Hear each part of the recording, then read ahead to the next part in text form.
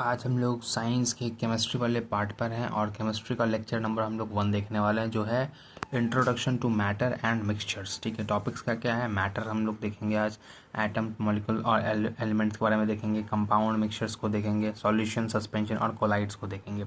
तो देखो यहाँ पे इंट्रोडक्शन टू मैटर। देखो मैटर का जो डेफिनेशन है अभी तुरंत ही बहुत जल्दी मैं इसको बता दूंगा।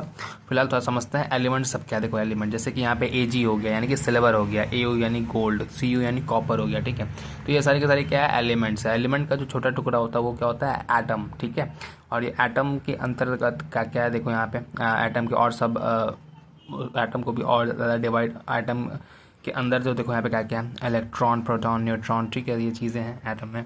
ठीक है, एलिमेंट जो कि एलिमेंट बेसिकली क्या है? सिमिलर टाइप ऑफ एटम के बने होते हैं, जैसे कि हाइड्रोजन हो गया, ऑक्सीजन हो गया।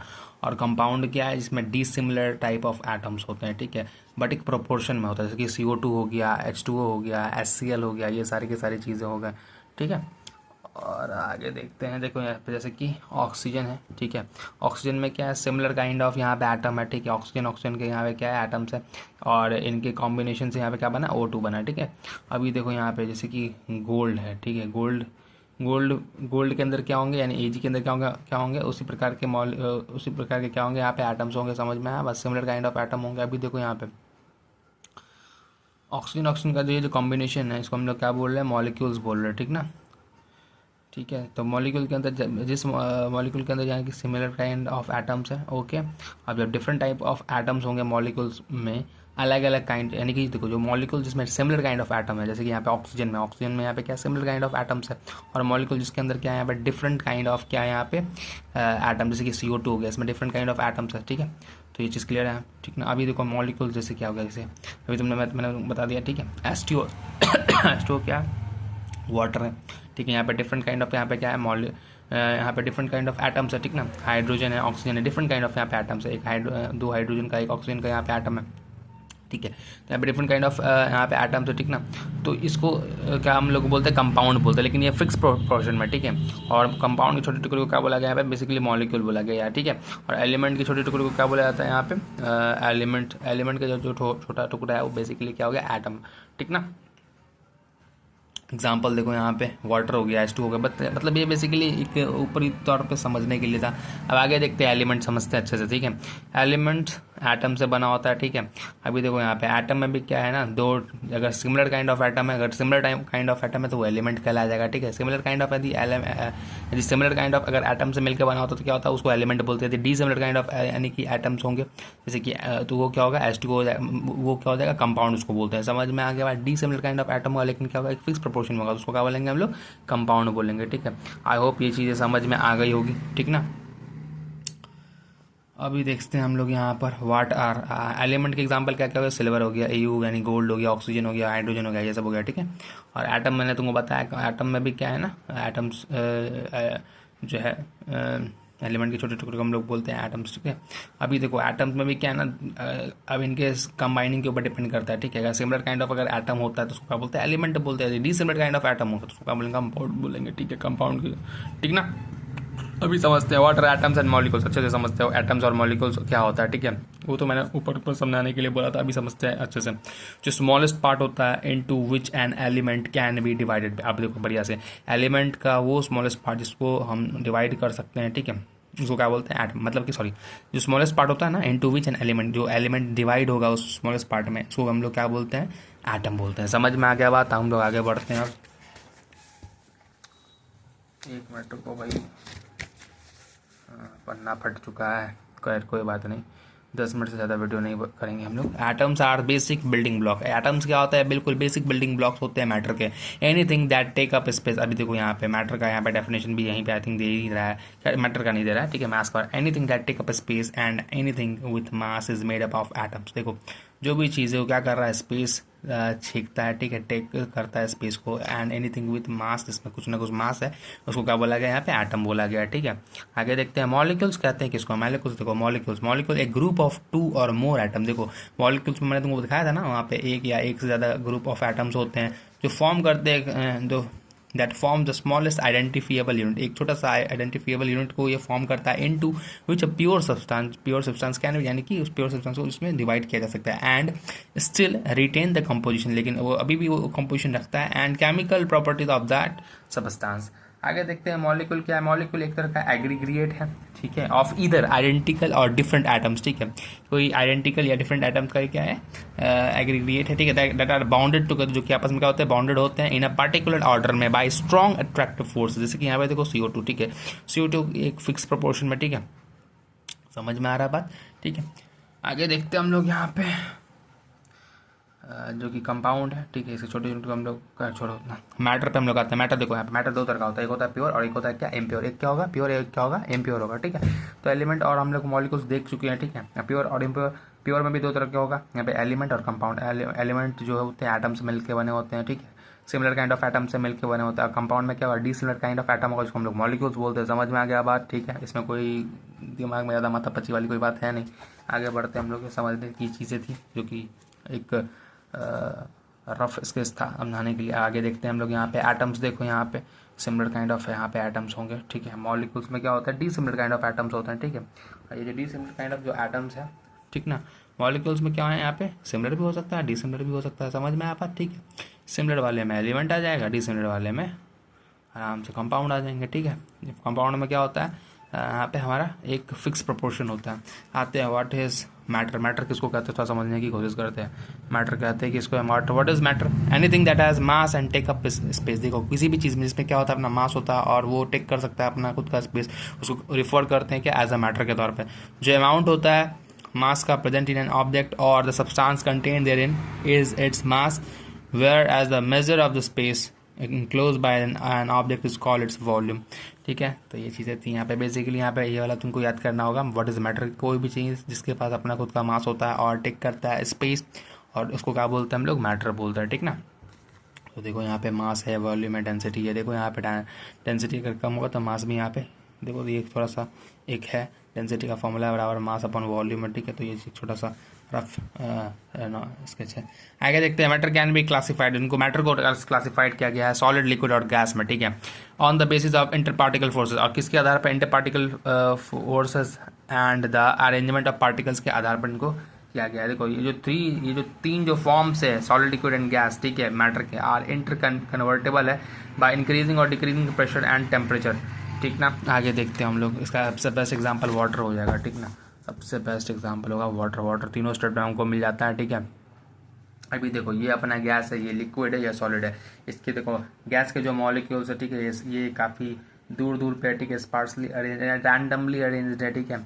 लिक्विड का थोड़ा सा यहाँ पे क्या है ना लूजली अरेंज्ड है, ठीक है, लूजली पैक्ड है। और जो सॉलिड का जो मॉलिक्यूल्स है, सॉलिड के मॉलिक्यूल्स क्या है यहाँ पर, सॉलिड के मॉलिक्यूल्स बहुत ही ज़्यादा टाइटली यहाँ पे पैक्ड है। अभी देखो प्रॉपर्टी सॉलिड, ठीक है। तो ये तो मैंने एक रफ स्केच था, अभी उसको फिलहाल छोड़ो, अभी यहाँ पे देखेंगे, ठीक है ना, वहाँ पे कंफ्यूज नहीं होने का। अभी देखते हैं प्रॉपर्टी सबकी, ठीक है। प्रॉपर्टी देखो यहाँ पे सॉलिड, यहाँ पे फिर से मैंने बना दिया, यहाँ पे टाइटली इसके मॉलिक्यूल्स अरेंज्ड है। लिक्विड के देखो थोड़ा सा लूजली अरेंज्ड है, गैस के क्या है थोड़ा रैंडमली अरेंज्ड है, ठीक है। अभी देखते हैं शेप एंड वॉल्यूम। देखो सॉलिड का शेप कैसा होता है, फिक्स शेप होता है और वॉल्यूम भी फिक्स होता है। लिक्विड का no fix shape but has इसका फिक्स्ड वॉल्यूम होता है, समझ में आया बात। गैस देखो गैस में ना ही इसका फिक्स शेप होता है ना ही फिक्स इसका वॉल्यूम होता है, ठीक है। आगे देखो यहाँ पे अब देखो लिक्विड और गैस वाले कंडीशन में क्या है ना, इनको जिस प्रकार का कंटेनर दोगे उसका शेप अक्वायर करता है, लिक्विड वाले स्पेशली केस में, ठीक है। और गैस का तो भैया उसका ना ही शेप फिक्स्ड है ना ही वॉल्यूम फिक्स्ड है। कोई एनर्जी जो है सॉलिड का सबसे ज़्यादा कम होता है, एनर्जी क्या है सॉलिड का कम है, और लिक्विड का मीडियम है, गैस का सबसे ज़्यादा हाईएस्ट होता है, ठीक है। कंप्रेसिबिलिटी के यहाँ पे चीज़ों में देखें तो गैस काफ़ी डिफिकल्ट होता है कंप्रेसिबिलिटी, और लिक्विड में नियरली डिफिकल्ट है, और ये क्या बोलते हैं गैस वाले केस में ईजी है, ठीक है। अरेंजमेंट ऑफ मॉलिक्यूल्स, देखो मॉलिक्यूल का अरेंजमेंट सॉलिड में क्या है रेगुलर है और क्लोजली अरेंज्ड है, और लेकिन लिक्विड वाले केस में ये रैंडम है, ठीक है, और इधर उधर छितरा हुआ है एंड लिटिल स्पार्सली अरेंज्ड है। और गैस के केस में स्पेशली गैस के केस में क्या होता है ना रैंडम मोर स्पार्सली अरेंज्ड होता है, ठीक है। मतलब बेसिकली यहाँ पे जो इसके मॉलिक्यूल्स है गैस के वो क्या है ना रैंडमली अरेंज्ड है, ठीक है, इधर उधर है अपना एकदम फ्रीली घूम रहा है, ठीक है, कोई दिक्कत वाली बात नहीं है। फ्लूडिटी देखो यहाँ पे फ्लूडिटी वाले केस में सॉलिड में कैन नॉट फ्लो, मतलब कि सॉलिड में फ्लो नहीं हो पाता, कैन नॉट फ्लो। लेकिन लिक्विड का केस में क्या होता है flows from higher to lower level, और गैस में फ्लोज इन ऑल डायरेक्शन, हर डायरेक्शन में फ्लो करता है। मूवमेंट सॉलिड में नेग्लिजिबल होता है, ठीक है, और लिक्विड वाले केस में डिपेंड करता है ऑन इंटर पार्टिकल अट्रैक्शन के ऊपर, ठीक है। और गैस वाले केस में फ्री होता है एकदम, जहाँ मन चाहे वहाँ आराम से घूमते फिरते रहता है, कोई दिक्कत वाली बात नहीं है, कांस्टेंट एंड रैंडम, ठीक है। इंटर पार्टिकल स्पेस देखो यहाँ पे, इंटर पार्टिकल स्पेस अब सॉलिड वाले केस में बहुत ज़्यादा कम होता है, क्योंकि वहाँ पे जो मॉलिक्यूल्स टाइटली अरेंज है, दैट्स वाई। और गैस वाले लिक्विड वाले केस में थोड़ा सा ज़्यादा रहता है, मोर इंटर पार्टिकल स्पेस होता है, ठीक है। और गैस के केस में इंटर पार्टिकल स्पेस तो काफ़ी ज़्यादा होता है, लार्ज होता है, ठीक है। इंटर पार्टिकल अट्रैक्शन सॉलिड वाले केस में मैक्सिमम बहुत ज़्यादा होता है, लिक्विड वाले केस में मीडियम होता है, और गैस के केस में एकदम मिनिमम होता है, ठीक है। डेंसिटी देखो सॉलिड का मैक्सिमम है, और लिक्विड का मीडियम है, और गैस का मिनिमम है। रेट ऑफ डिफ्यूजन यहाँ पे जो सॉलिड वाले केस में नेग्लिजिबल हमको देखने को मिलता है, लिक्विड वाले केस में ये डिपेंड करता है ऑन इंटर पार्टिकल अट्रैक्शन के ऊपर, गैसेस वाले केस में मैक्सिमम होता है क्या, रेट ऑफ डिफ्यूजन। ओके, आगे बढ़ते हैं हम लोग। तो देखो यहाँ पे डिफ्यूजन यहाँ पे क्या एग्जाम्पल दिया गया है, ठीक है। देखते हैं हम लोग आगे।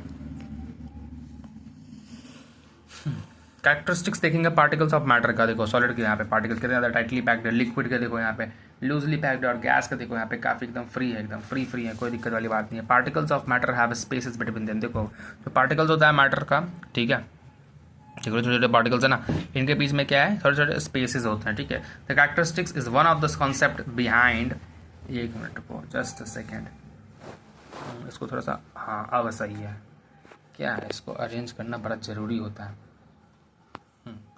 Particles of matter have spaces between them. देखो जो पार्टिकल्स है मैटर के, उनके क्या बीच में क्या होता है, स्पेसेस होते हैं, ठीक है। ये जो कैरेक्टरिस्टिक्स होता है is one of the concept behind solubility of a substance in other substance. For example देखो, जब जो शुगर को हम डिजोल्व कर दें किसमें, पानी में, ठीक है, तो वाटर में क्या होता है ना, तुमको मैंने बताया था मॉलिक्यूल्स उससे क्या है, थोड़ा सा लूजली पैक्ड है, ठीक है। और उनके मॉलिक्यूल्स के बीच में देखो थोड़े छोटे यहाँ पे गैप्स है ना, अभी देखो इसी गैप में क्या होता है, शुगर को हम लोग जब डिजोल्व करते हैं तो इसी गैप में क्या करता है, वो जाकर वो आके बैठ जाता है, ठीक है। जिसकी वजह से क्या होता है ना, जो पानी का जो लेवल है ग्लास का, जो पहले जितना था उतना ही बाद में भी रहता है, ठीक है, वो लेवल राइज नहीं करता है, ठीक है। On dissolving sugar in water there is no rise in water level because the particles of sugar, जो शुगर के जो पार्टिकल्स होते हैं, get into the inter particles पे, वो उस इंटर पार्टिकल स्पेस में जाके बैठ जाते हैं आराम से बिटवीन वाटर। इस वजह से क्या होता है, जो मान लो ग्लास में हमने एक गिलास पानी रखा होगा, ठीक है, 50 ml, ठीक ना, या एक उसका लेवल राइज नहीं होता, ठीक है, आफ्टर शुगर के डिजॉल्व होने के बावजूद भी।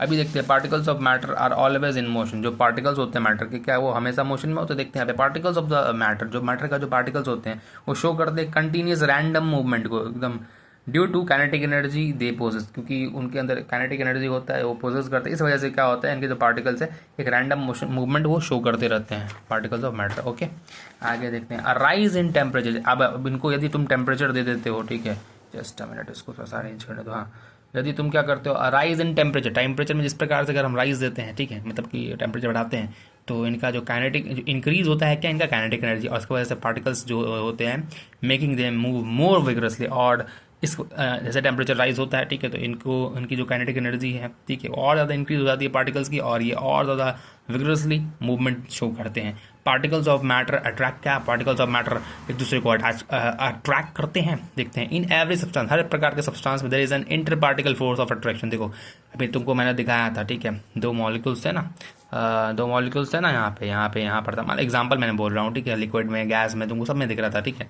अब सॉलिड वाले केस में क्या होता है, इंटर पार्टिकल अट्रैक्शन काफ़ी ज़्यादा होता है, क्योंकि यहाँ पे ये काफ़ी क्लोजली पैक्ड होते हैं। इन एवरी सब्सटेंस, हर प्रकार सब्सटेंस में there is an inter particle force होता है, inter particle force of attraction होता है, जो एक्ट करता है बिटवीन द पार्टिकल्स के बीच में। टू ब्रेक अ सब्सटेंस, किसी सब्सटेंस को तोड़ने के लिए हमको आवश्यकता पड़ती है ओवरकम करना, इस फोर्स ऑफ अट्रैक्शन को कम करने की आवश्यकता पड़ती है, the strength of the force. और इस प्रकार का जो ये जो फोर्स है, इसका जो स्ट्रेंथ होता है वो अलग अलग होता है from one substance to another substance में।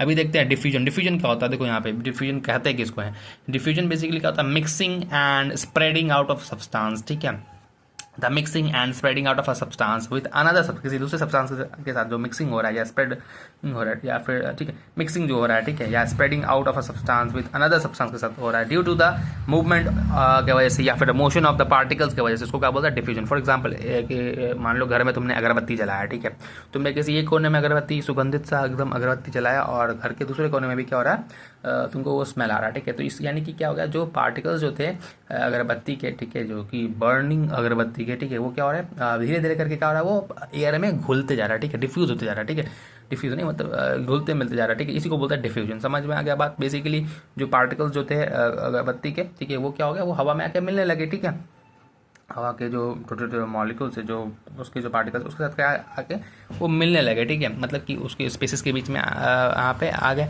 बेसिकली क्या हुआ पे मिक्सिंग हुआ पार्टिकल्स का, ठीक है, इसी को बोलते हैं हम लोग बेसिकली सिंपल शब्द में डिफ्यूजन। मैंने एग्जांपल दिया, ठीक है।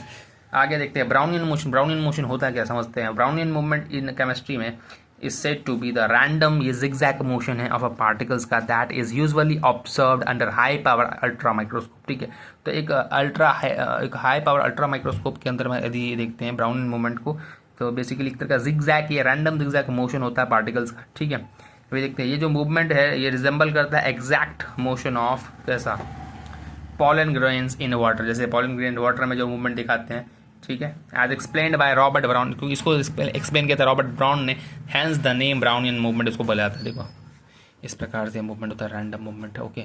चेंजिंग स्टेट ऑफ मैटर, ठीक है, इसको फिलहाल को मत देखो, ये थोड़ा सा गड़बड़ है, ठीक है। यहाँ पे देखो क्या है, सॉलिड से लिक्विड, लिक्विड से गैस, गैस से लिक्विड, लिक्विड से सॉलिड। अभी देखो सॉलिड से लिक्विड में क्या किया हमने, टेम्परेचर बढ़ाया, ठीक है, इसको हम लोग क्या बोलते हैं, मेल्टिंग बोलते हैं ना, टेम्परेचर बढ़ा प्रेशर घटा, ठीक है। लिक्विड से गैस जो यहाँ पे हो रहा है, ठीक है, टेम्परेचर बढ़ रहा है प्रेशर घट रहा है, ठीक है। तो यहाँ पे क्या हो रहा है, लिक्विड से गैस जो हमारा बन रहा है वो क्या हो रहा है, यहाँ पे इवेपोरेशन हो रहा है। अभी गैस से लिक्विड बनता है, गैस से लिक्विड बनने का मतलब क्या हो गया, गैस से लिक्विड यानी कि इसको हमने ठंडा किया है ना, यानी कि क्या हुआ, कूलिंग हुआ है। समझ में आया, बेसिकली कंडेंसेशन है, ठीक है। जो वेपर क्या हुआ यहाँ पे, हमने उसको क्या किया, कूल किया, तो वो क्या हो गया यहाँ पे बेसिकली लिक्विड के ड्रॉपलेट्स में वो कन्वर्ट हो गया, यानी कि ये कंडेंसेशन वाला प्रोसेस है। इसमें क्या होता है, टेम्परेचर गिरता है, मतलब टेम्परेचर डाउन होता है, प्रेशर बढ़ रहा है, ठीक है। अभी आगे देखो लिक्विड से अभी क्या बनता है, सॉलिड बनता है, यानी फ्रीजिंग हुआ। समझ में आ गया बात? तो यहाँ पे भी क्या टेम्परेचर गिरा, डाउन हुआ और प्रेशर बढ़ गया, ठीक है। तो ये था चेंजिंग स्टेट ऑफ मैटर। अब आगे देखते हैं इफेक्ट ऑफ चेंजेस। अभी क्या देखेंगे हम लोग, effect of change of temperature. देखो जो टेम्परेचर यानी कि जो तापमान में जो बदलाव है उसको हम लोग देखेंगे, ठीक है। तो फिलहाल हम लोग इतना तक रहने देते हैं, ठीक है। चेंजिंग ऑफ मैटर को, चेंजिंग स्टेट ऑफ मैटर को हम लोग आगे देख लेंगे, क्योंकि वीडियो बहुत ज़्यादा लंबा हो चुका है। तो कोशिश करेंगे इसका सेकेंड पार्ट लेके आने का, ठीक है। चलो ठीक है, बाय बाय।